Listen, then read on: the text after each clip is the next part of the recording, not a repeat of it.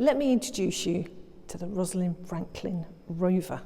She's going to go up on the ExoMars Spacecraft in 2022. She's rather sweet, isn't she?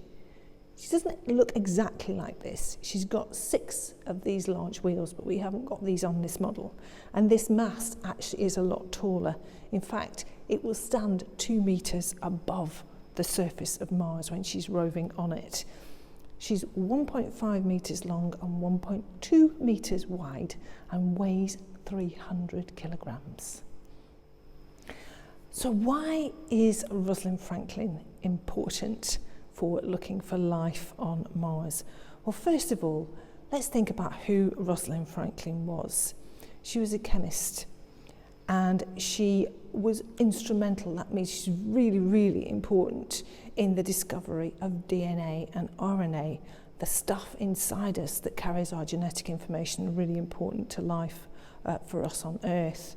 So it's fitting that a rover on Mars that's looking for the signs of life or the potential signs of life was named after Rosalind Franklin. So how is she going to try and find evidence that there is potential life on Mars? Well, she's got a drill here. You might be able to see it. Can you see it underneath here? This drill is going to be the important bit.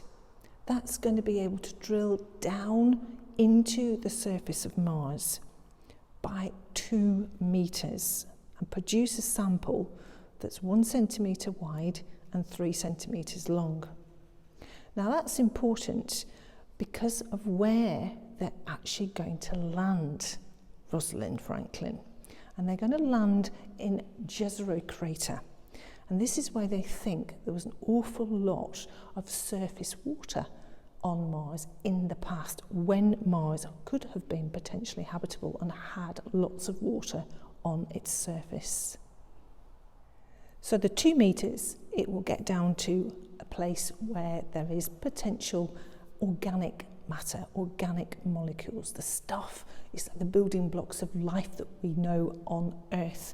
So they're going to try and find it. So they're going to drill down, they're going to get this sample, and then inside Rosalind Franklin, it has a laboratory. Wow, pretty cool, isn't it? So what they're going to do, they're going to bring that sample up and they're going to grind it into fine dust.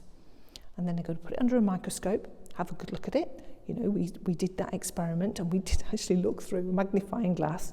So they're going to have a look at it and then they're going to analyse the soil sample with 2 different other instruments as well. And they're going to try and look for these organic molecules and minerals as well. And they're going to try and identify them and see what they can find.